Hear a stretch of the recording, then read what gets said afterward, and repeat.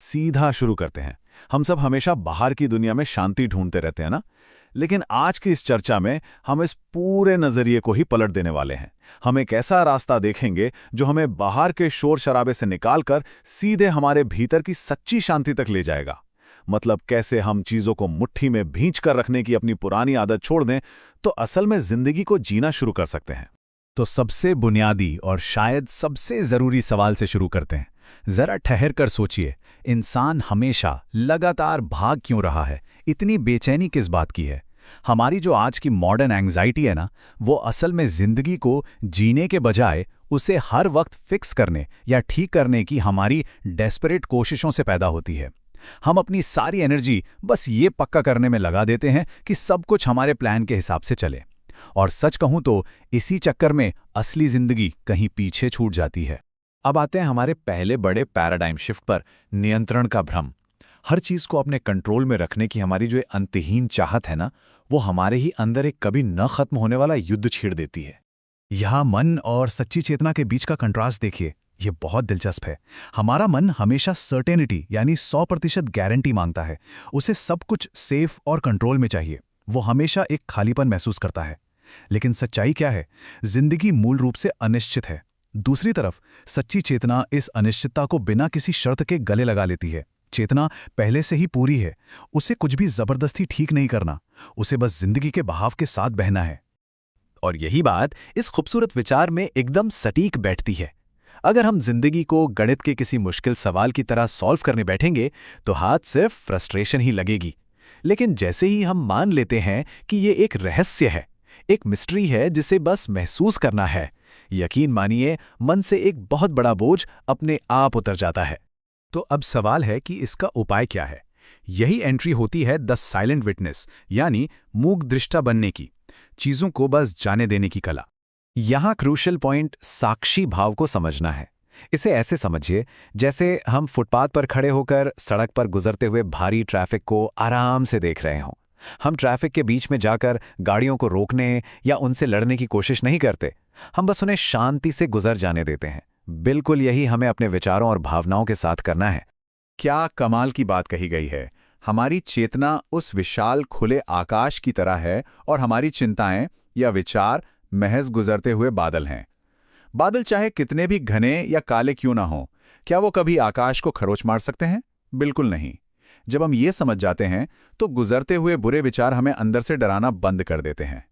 और जब हम इस साक्षी अवस्था को अपनी रोजमर्रा की जिंदगी में लाते हैं तो एक जादू होता है। हम बिना सोचे समझे रिएक्ट करना छोड़कर सचेत होकर रिस्पॉन्ड करना सीख जाते हैं। रिएक्शन हमारी पुरानी आदतों और डर से आता है, एकदम डिफेंसिव। लेकिन एक सचेत रिस्पॉन्स हमारी गहरी समझ और एक छोटे से ठहराव से आता है। और यही ठहराव बेवजह के झगड़ों को वहीं खत्म कर देता है। चलिए अब एक और अहम पहलू पर नजर डालते हैं, दुनिया को नहीं बल्कि खुद को जीतना। क्योंकि सफलता की हमारी जो पुरानी एग्रेसिव डेफिनेशन है ना, उसे अब चुनौती देना बहुत जरूरी है। इतिहास हमें सिकंदर महान की एक बहुत ही गहरी कहानी याद दिलाता है। बाहर की दुनिया के लिए तो वो दुनिया का सबसे बड़ा विजेता था, लेकिन भीतर से उसकी आत्मा कभी शांत नहीं हुई। कहते हैं कि उसकी मौत के वक्त ताबूत से बाहर लटके उसके खाली हाथ यही चीख चीख कर कह रहे थे कि दुनिया भर की दौलत और जमीन जीतकर भी इंसान मौत की दहलीज पर बिल्कुल खाली हाथ ही रह जाता है। क्योंकि युद्ध का असली मैदान बाहर है ही नहीं, वो हमारे भीतर है।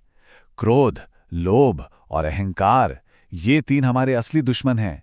क्रोध जो शांति खा जाता है, लोभ जो इच्छाओं की अंतहीन गुलामी में धकेलता है, और अहंकार जो हमें दूसरों से अलग कर देता है। अगर हमने इन्हें नहीं हराया तो बाहर मिली सारी दौलत और पावर महज एक बहुत अच्छी तरह से सजी हुई जेल बनकर रह जाती है। तो फिर सच्ची विजय क्या है? सच्ची विजय है अपने मन पर इस कदर महारत हासिल कर लेना कि बाहरी दुनिया से जीतने या दूसरों को हराने की जरूरत ही महसूस ना हो।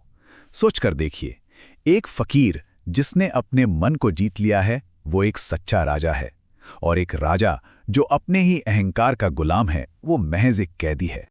अब जाहिर है हम सोचेंगे कि ये सब बातें सुनने में तो बहुत अच्छी लगती हैं, पर इन्हें असल जिंदगी में कैसे उतारें?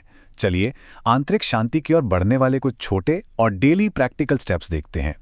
ये बहुत ही स्पेसिफिक और प्रैक्टिकल तरीके हैं जैसे जब भी तेज गुस्सा आए तो कुछ बोलने या करने से पहले बस एक पल रुकें और एक लंबी गहरी सांस लें। जब लालच हावी होने लगे तो खुद से सक्रिय रूप से पूछें कि क्या सच में मुझे इसकी ज़रूरत है। और किसी सिचुएशन में झूठ बोलने से बेहतर है पूरी तरह से खामोश हो जाना। ये छोटे छोटे पॉज, ये छोटे कदम हमारे अहंकार की मजबूत पकड़ को ढीला करने लगते हैं। इस कॉन्टेक्स्ट में अंगुलीमाल की कहानी बहुत पावरफुल है। एक खूंखार, हिंसक डाकू जिसके सामने जाने से भी लोग कांपते थे, और बुद्ध उसके सामने कैसे गए? बिना किसी हथियार के, केवल अपने मौन और परम शांति के साथ। ये कहानी हमें दिखाती है कि सच्चे, भीतर से जमे हुए मौन के सामने सबसे गहरा और भयानक अंधकार भी कैसे टूटकर बिखर जाता है। जब अंगुलीमाल ने बुद्ध से रुकने को कहा तो बुद्ध का वो आइकॉनिक जवाब याद है, मैं तो बहुत पहले ही रुक चुका हूं, तुम हो जो अभी भी पागलपन में भाग रहे हो।